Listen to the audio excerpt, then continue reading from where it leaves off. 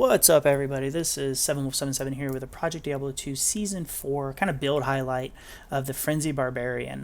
The Frenzy Barbarian is, in my opinion, is just a fun class. Barbs are great. They bring so much to the table with their shouts and their buffs. Plus, after a while, you relatively become unkillable. It's great to not really have to worry about too many immunes or anything if you're playing like a sorceress or something like that. It's a really great fun class. Plus, it's easy. My playstyle is basically buff up and then just hold the right click button.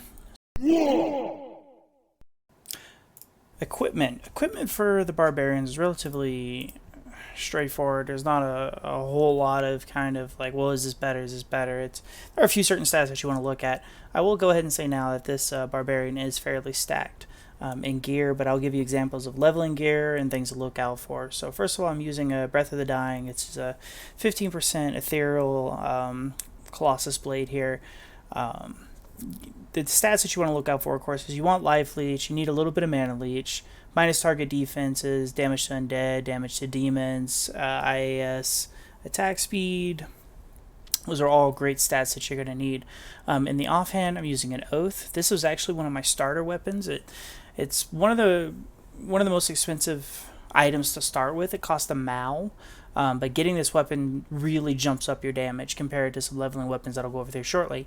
It also gives you a level 8 Heart of the Wolverine that you can cast. That would give you a little extra damage going on there, and plus adds a little bit of an extra target.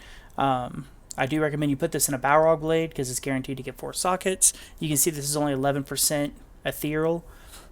You do want this in an ethereal weapon because it is indestructible. For helmet, I'm using an Ariat's Face Slayer Guard. I puzzle boxed it and only got 1 socket with a 40 ED rare jewel in it. I'm using a Saracen's Chance, which gives enhanced damage and resistances to all, which is awesome.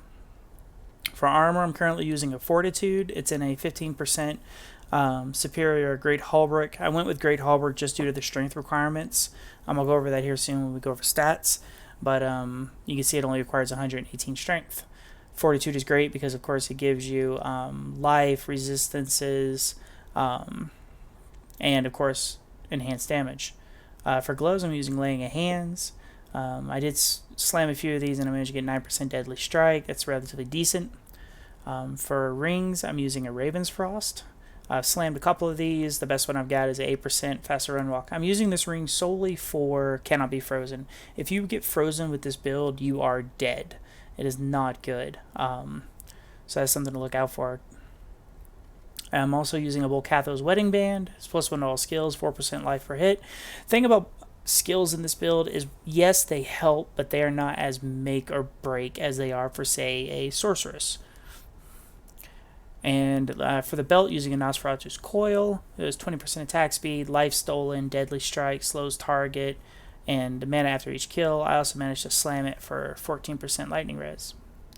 And then for boots, using Gore Riders, 30% faster run walk, crushing blow, deadly strike. You can kind of see the picture. These are all the stats that you really want to look for in a melee character like this. Leveling. Some items you could use for swords are the Patriarch, Sword Guards, Volcatho's weapons, any type of rare Colossus Blade, Colossus Sword. Those are all good. For helmets, Gilliam's Face, Peasant Crown, Rock Stopper, anything that can give you Crushing Blow, IAS, something like that is great. For gloves, any type of IAS gloves are great. If you can lay your hands on, if you get a laying of hands, they're relatively cheap. They drop quite often. For boots, Gore Riders, Goblin Toes, even Tear Haunches if you need to. I do recommend that you get fast as run walk as possible.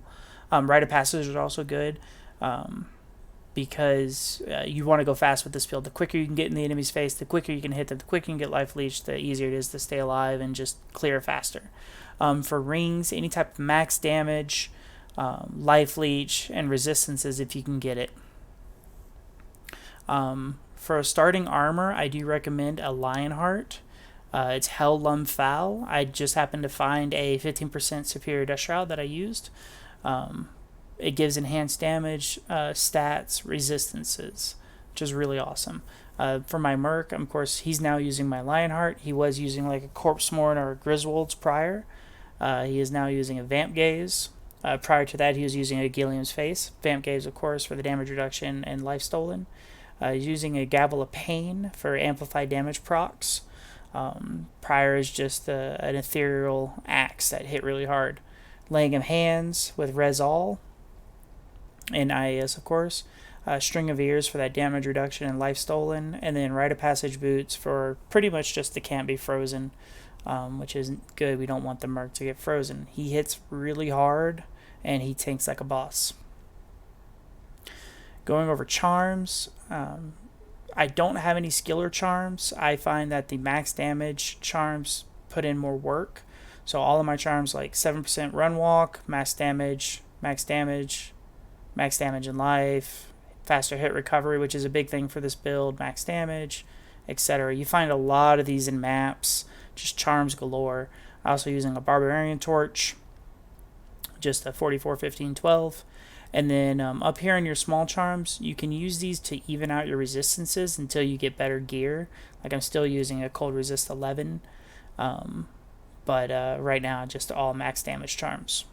On my offhand, I have 2+3 Echoing Harpoons. You can just shop these from Hell Anya, just go in and out of the Pendle portal and reset fresh inventory. It takes only a couple minutes.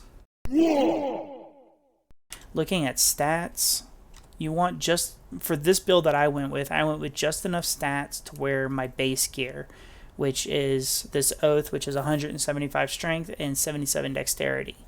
Then everything else in this is just added to with all my gear. And of course, the strength for this is 142 and 78. I do need a respec. That way I can reduce my stats down and put more on vitality. I haven't done that yet. Okay, farming styles. This build really shines in that there are a lot of places you can farm, a lot of things you can do. When you fully get geared out, there's really nothing in the game you can't do. I've hell rushed all my friends, done Hell Ancients, of course Hell Bells, all that stuff. So I'll go over each act individually. In Act 1, the Outer Cloister Pits is a great place. Just go to Outer Cloister, run backwards. You can start clearing that around like level 65 with decent gear. You'll fly through it. It's about a 2-minute run total. Catacombs level 3 and 4. Catacombs level 3 and 4 in Season 4 are monster level 85, which is a great place to farm. And of course, Andariel now shares a loot table with Mephisto. So they have that shared loot table. In Act 2, Halls of the Dead level 2 and level 3. Halls of the Dead level 2, I will just kill bosses and move quickly. Level 3, I'll kill more because that is monster level 85, plus there's a key there. Beware of the key boss. She can a lot of times roll physical immune and stone skin, which we'll go over, which we talked about in the skills part. And then, of course, Arcane Sanctuary. Be careful in the Arcane Sanctuary because the ghosts are physical immune, and even if you break it, they still take greatly reduced physical damage. So it's just really not worth it. You can kill a little bit, move on, kill a little bit, move on, kill the summoner, get the key, move on, go do Duriel if you want to. In Act 3, Travancore is a breeze. Once you have max fire res and you move through, very easy. In Act 4, Chaos. Chaos is doable at a low level of gear. However, I find that it's just not time efficient until you get more gear. The Venom Lords take a long time to kill. Just moving through there in general takes a long time. I was doing about 8-9 minute chaoses, where I was only doing like 1.5 minute pits. So I'd rather do a couple pits over 8 chaos, or over an 8-minute chaos. And then as gear gets better, you can keep going back. In Act 5, you can really farm anywhere. Once your resistances are maxed out, you don't have to worry about gloams, you don't have to worry about anything, you move out pretty quick. World Steam Keat level 2, level 3, and of course Throne is a great place. Be careful on 2 and 3 on the way. The Stygians are physical immune, and they will machine gun down you and your merc. So I usually a lot of times will run past them, and then in the Throne it's not an issue, they're just cold immune. Okay, skills and leveling. I do recommend, this is the build that I went with. It worked really well. I leveled from 1 to 90 as Frenzy, and I first maxed Frenzy, I maxed Double Swing, I got 1 point in Leap for mobility, combat mastery, or general mastery, I apologize, general mastery, and then 1 point wonders in each of these. And then moved all the way down to battle command, maxed out battle command. At this time, you're around level 65-ish. You're starting hell farming. You really need to be able to break physical immunes. You move over and you get battle cry. That's your ability that's going to break your physical immunes that you're going to use for any type of stone skin to kill them faster. It's really a must to be able to clear physical immunes at all. You notice I do not have find item. I like to go fast. I run fast. I don't want to stop and have to switch and work out items and everything, so I just keep moving. That is something if you wanted to take some points out of and put it in there. That's up to you. Once all those that are maxed, I'm now just maxing stun in order to just add more synergies to frenzy and double swing. So as far as your abilities go, frenzy, of course, is your main ability. You just hold right click. It'll auto target things. You don't have to click on monsters individually. Do make sure that sometimes it does stop attacking. Just do make sure you're not just standing there taking damage. Your frenzy charges last for 15 seconds. It adds a boatload of damage and attack speed, and your run walk speed, and of course your melee splash radius gets bigger, which is amazing. Double swing is your other ability. It's more of a single target ability. It swings pretty much at max attack speed. If you are under the effects of Holy Freeze, Frenzy will be greatly slowed down. So switching over to double swing to kill those Holy Freeze mobs really quickly gets your build going fast. You want to take those out. You want to prioritize those first because they slow you down just in general. And being slow in this build is death because you rely on Leech so much, especially in maps. Okay, so now for some demonstration on how this build actually runs. As you can see here, we are currently not maxed resistances. That will change when we shout. So let's go ahead and show that now. We'll do a really quick Trav call just to kind of show you how this build runs.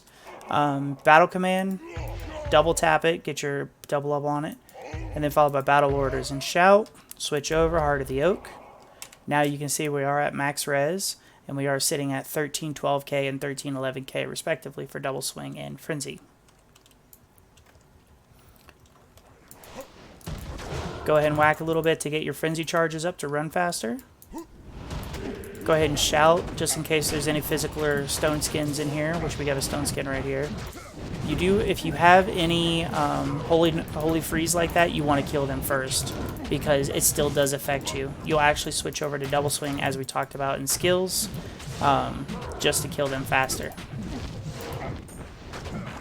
And that is Trav Call right there. We've got a map, we got a large charm. Show you how I run chaos just real briefly. Doing Trav Call, you do usually use your Heart of the Wolverine, just summon it back. So leap. As I talked about in skills, having the leap is just beneficial here. Go ahead and hit them to get some frenzy charges. And we are in chaos. So if you want, as you get bigger packs, you can go ahead and shout if you want to just make them go quicker. It's a very good habit to get into in maps, like right here, and the whole thing just disappears. You can see the kill speed with this is good. It's basically as fast as you can run up to the mobs, the faster they'll die.